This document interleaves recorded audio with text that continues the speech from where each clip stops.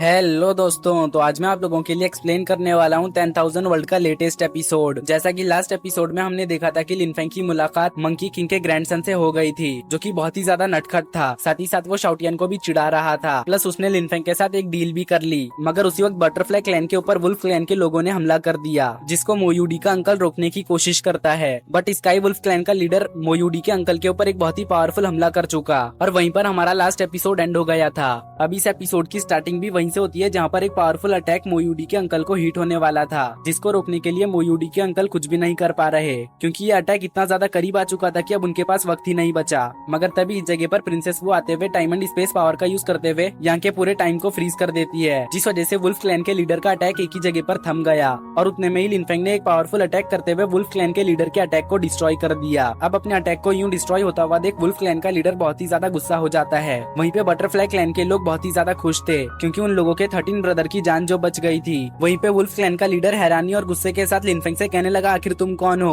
और तुम्हारी हिम्मत कैसे भी वुल्फ क्लैन के मामलों में दखल अंदाजी करने की। रुको एक मिनट, कहीं तुम वही पर्सन तो नहीं जिसने मेरे लोगों को खत्म किया। तो शाओटियन बीच में आते हुए कहते हैं, अच्छा तो तुम उन कुत्तों के मालिक हो। देखो तुम्हारे पास अभी भी वक्त है, इसलिए अभी के अभी यहाँ से चले जाओ, वरना तुम्हारा भी हाल तुम्हारे कुत्तों की तरह होगा। मैं तुम्हें बता दूं, तुम्हारे उन कुत्तों को मारने वाले मेरे मास्टर नहीं मैं था, इसलिए जो उखाड़ना है उखाड़ लो। शाओटियन की बातों की वजह से वुल्फ क्लैन के लीडर को बहुत ही ज्यादा गुस्सा आ जाता है, क्योंकि शाओटियन की बातें तीर से भी ज्यादा नोकीली होती है। अब ये वुल्फ गुस्से में अपने ऑरा को रिलीज करते हुए कहता है, तुम कमीने बर्ड, मैं तुम्हें जिंदा नहीं छोड़ूंगा। तुमने न सिर्फ मेरे साथियों को मारा बल्कि मेरी भी डिसरिस्पेक्ट की, तो अब मैं तुम्हें बिना कॉफिन के ही कब्र में गाड़ दूंगा। नहीं नहीं, मैं तुम्हें कब्र में नहीं गाड़ूंगा, तुम्हें कब्र में गाड़ने से अच्छा यह है कि मैं तुम्हें खाकर अपना पेट भरूं। जो सब सुनने के बाद तो शाओटियन बहुत ही ज्यादा डर गया। वो समझ चुका था कि अब ये वुल्फ बहुत ही ज्यादा सीरियस है, इसलिए शाओटियन के लिए बेहतर यही होगा कि वो अपना कदम पीछे ले ले। तो अब शाओटियन फौरन से जाकर लिनफेंग के पीछे छुप गया। साथ ही साथ वो लिनफेंग से कहने लगा, मास्टर ये मुझे डरा रहा है, इसने मुझे यहाँ पे खाने की बात की, इसलिए अब आपको इसे सबक सिखाना होगा। शाओटियन को लिनफेंग के पीछे छुपता देख ये वुल्फ तुरंत ही अपने अटैक को उसके ऊपर रिलीज कर चुका, जो देख के मोयूडी का अंकल लिनफेंग को सावधान रहने को बोलता है, क्योंकि ये अटैक बहुत ही ज्यादा पावरफुल है। मगर हम लिनफेंग को देखते हैं जो बहुत ही आसानी से इस अटैक को डॉज कर चुका।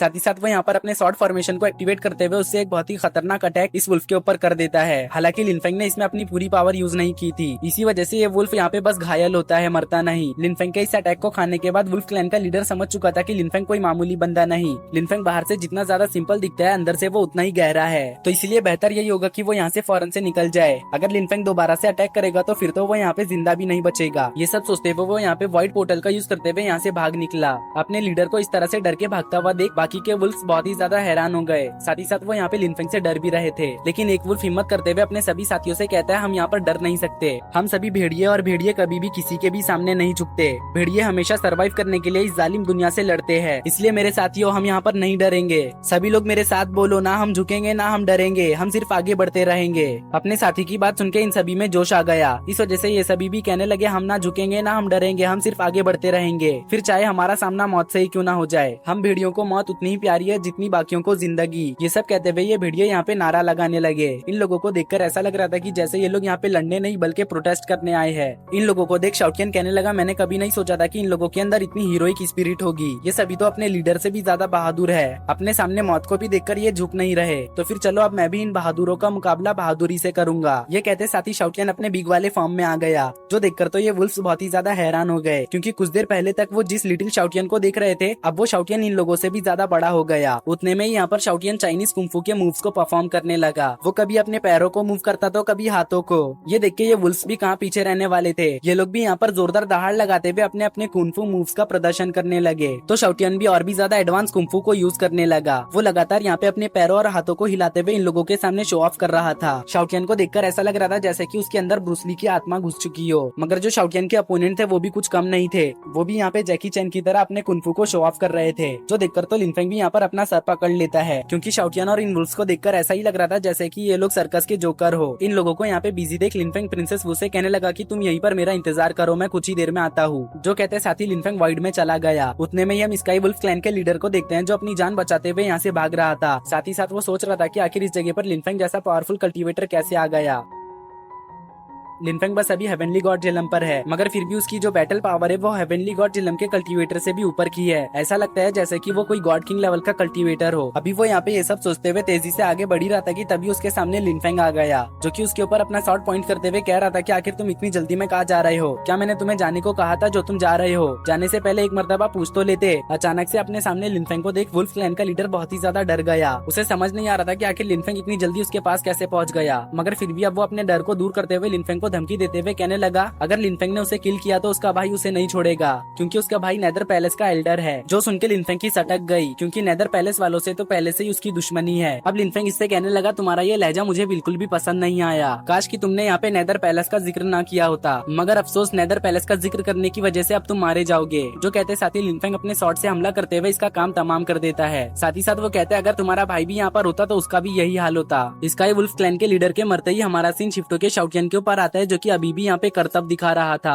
हालांकि जो उसके अपोनेंट थे वो बातों ही बातों में यहाँ से कल्टी मार चुके, जो बात अभी तक शाओटियन को बिल्कुल भी नहीं पता। वो तो कुंफू परफॉर्म करने में इतना ज्यादा मगन था कि यहाँ मौजूद लोग बहुत ही ज्यादा हैरान थे, क्योंकि आज से पहले इन लोगों ने इस तरह का बर्ड कभी भी नहीं देखा। उसी वक्त इन दोनों को लिनफेंग की चिंता होने लगी, इसीलिए ये दोनों कहने लगे लिनफेंग को उस वुल्फ का पीछा नहीं करना चाहिए था, क्योंकि स्काई वुल्फ क्लैन के लीडर की फाउंडेशन बहुत ही ज्यादा डीप है। तो प्रिंसेस वो इन दोनों को बेफिक्र रहने को कहती है। वो कहती है लिनफेंग बिल्कुल ठीक होगा, वो मामूली सा वुल्फ कभी भी लिनफेंग की बराबरी नहीं कर सकता, इसलिए उन्हें यहाँ पे फिक्र नहीं करना चाहिए। उतने में ही हम शाओटियन को देखते हैं, जो कुंफू करते करते लिनफेंग को ही मारने वाला था, मगर अच्छा हुआ था कि शाओटियन होश में आ चुका। इस वजह से उसने अपने अटैक को रोककर अपना हाथ पीछे कर लिया। साथ ही साथ अब वो अपने रियल फॉर्म में आते हुए यहाँ वहाँ उन वुल्फ्स को ढूंढने लगा, मगर उसे यहाँ पर स्काई वुल्फ क्लैन के लोग नहीं नजर आते, इसलिए वो कहने लगा वो भेड़िए के नाम पे कुत्ते निकले। मुझे तो लगा था कि वो सच में अब सुधर चुके हैं, लेकिन उनकी जीने मरने की बातें तो खोखली निकली। सच कहूँ तो मैंने पूरे अपने 1000 साल के करियर में इन जैसा लिविंग बीइंग नहीं देखा। वो अभी यहाँ पे ये सब कह ही रहा था कि तभी हम लिनफेंग को देखते हैं, जो प्रिंसेस वू के पास आ गया। तो ये दोनों लिनफेंग से सवाल करते हुए पूछने लगे थे क्या तुम ठीक हो, और उस वुल्फ का क्या हुआ। तो लिनफेंग बताता है कि मैंने उसे खत्म कर दिया। जो सुनके तो ये दोनों बटरफ्लाई क्लैन के लोग बहुत ही ज्यादा हैरान हो गए। इन दोनों को हैरान होता देख शाओटियन इन दोनों से कहने लगा आखिर तुम इतने ज्यादा हैरान क्यों हो, मेरे मास्टर तो उस जैसे 1000 वुल्फ्स को भी अकेले खत्म कर सकते हैं। तो मोयूडी का अंकल कहने लगा हाँ ये तो ठीक है, मगर अभी भी स्काई वुल्फ क्लैन अलाइव है, इसलिए वो आज नहीं तो कल हम पर जरूर अटैक करेगा। तो लिनफेंग कहने लगा तुम उसकी बिल्कुल भी फिक्र मत करो, जैसे ही हम अभ्यास से वापस आ जाएंगे तो मैं उनका भी काम खत्म कर दूंगा। लिनफेंग के कॉन्फिडेंस को देख मोयूडी का अंकल मन ही मन सोचते हुए कहने लगा था आखिर इस लिनफेंग का बैकग्राउंड क्या है जो ये हमेशा इतना ज्यादा कॉन्फिडेंट रहता है। उस वक्त शाओटियन इसके पास आकर इससे कहने लगा तुम उस वुल्फ क्लैन की क्या बात कर रहे हो, मेरे मास्टर तो नेदर पैलेस को भी जड़ से उखाड़ फेंक सकते हैं। तभी लिनफेंग इन लोगों से सवाल करते हुए पूछने लगा था क्या तुम बता सकते हो कि नेदर पैलेस तुम लोगों को किस तरह से ट्रीट करता है। तो मोयूडी का अंकल बताने लगा कि नेदर सी पैलेस बहुत ही ज्यादा क्रूअल है, वो हम लोगों को गुलामों की तरह ट्रीट करता है, हम लोग बस उनके लिए रिसोर्सेस इकट्ठा करने का जरिया है। पिछली मर्तबा हम अभ्यास में उन्हीं के लिए ही ट्रेजर इकट्ठा करने के लिए गए थे। नेदर पैलेस के करतूतों को सुन लिनफेंग बहुत ही ज्यादा गुस्सा हो गया, मगर प्रिंसेस वो लिनफेंग को समझाते हुए कहती है कि बड़े बड़े लोगों के लिए इन जैसे छोटे क्लैन कोई मायने नहीं रखते, ये मरे या जिए उन्हें इससे कोई भी फर्क नहीं पड़ता, यहाँ बस स्ट्रॉन्ग ही सर्वाइव और रूल कर सकता है, इसलिए हमें खुद को स्ट्रॉन्ग बनाने पर ध्यान देना चाहिए। तो लिनफेंग कहता है वो दिन दूर नहीं जब नेदर पैलेस का खात्मा होगा। लिनफेंग के ये कहते ही हमारा सीन शिफ्टो के फॉरबिडन ग्राउंड पर आया, जहाँ पर ये दोनों भी दादा पोती वापस आ चुके थे। दरअसल ये दोनों भी एंसेस्ट्रल वेपन हासिल करने के लिए गए थे, मगर सिर्फ मोयूडी ही एंसेस्ट्रल वेपन को हासिल कर पाई,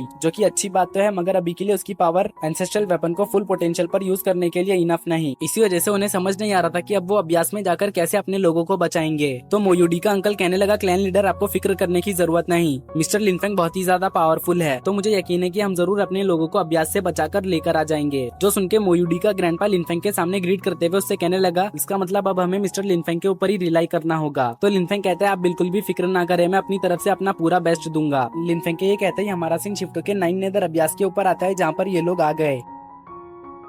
इस जगह पर आते साथ ही मंकी शाओफेंग को बाकी के इमोर्टल स्टोन्स सेंस होने लगे, इसी वजह से वो उन्हें हासिल करने के लिए बहुत ही ज्यादा बेताब हो रहा था। तो लिनफेंग उससे कहता है सीनियर आप बिल्कुल भी फिक्र ना करें, हम आपके स्टोन्स को तलाश करने जरूर जाएंगे, लेकिन उससे पहले हमें इनके लोगों को रेस्क्यू करना होगा। जो सुनके मंकी शाओफेंग इसके लिए राजी हो गया। उतने में ही क्लैन लीडर भी किसी खास तरह के स्पेल को यूज करते हुए यहाँ पे एक पोर्टल ओपन कर देता है, जिससे ये लोग 9 नेदर अभ्यास के अंदर जा सकते हैं। वहीं पे हम 9 नेदर अभ्यास के अंदर बटरफ्लाई क्लैन के लोगों को कैद देखते हैं, और इन लोगों को कैद करने वाला एक अजीब सा ट्री क्रिएचर था। उसी वक्त वक्त ये ट्री क्रिएचर एक बटरफ्लाई क्लैन के मेंबर के सोल को एब्जॉर्ब कर लेता है, जिस वजह से ये मेंबर यहीं पर मारी जाती है। जो देख के तो बाकी के बटरफ्लाई क्लैन के लोग बहुत ही ज्यादा उदास हो गए, मगर अभी तक भी ये ट्री क्रिएचर इस चीज से सेटिस्फाइड नहीं हुआ। वो कहने लगा तुम लोगों की ब्लड लाइन तो डिक्रीज हो चुकी, इस वजह से तुम्हारी सोल को खाने में मुझे बिल्कुल भी मजा नहीं आ रहा। ये कहते साथ ही वो अपना अगला शिकार मोयूडी की एल्डर सिस्टर को बनाता है। तो इसी वजह से मोयूडी की सिस्टर उसके चंगुल से निकलने की अपनी पूरी कोशिश करती है, मगर वो इस ट्री क्रिएचर के चंगुल से बच नहीं पाती। इसी वजह से उसे लगने लगा था कि अब उसका अंतिम टाइम करीब आ चुका। अब इससे पहले कि ये ट्री क्रिएचर इसके सोल को एब्जॉर्ब कर पाता, उसी वक्त यहाँ का पूरा टाइम फ्रीज हो गया। ये देख के इस ट्री क्रिएचर को कुछ भी समझ नहीं आता। इसी वजह से वो कहने लगा कौन है यहाँ पर, जो कोई भी है फौरन से बाहर आ जाओ। उसके ये कहते ही हमारा ये मजेदार सा एपिसोड यहीं पर एंड हो गया।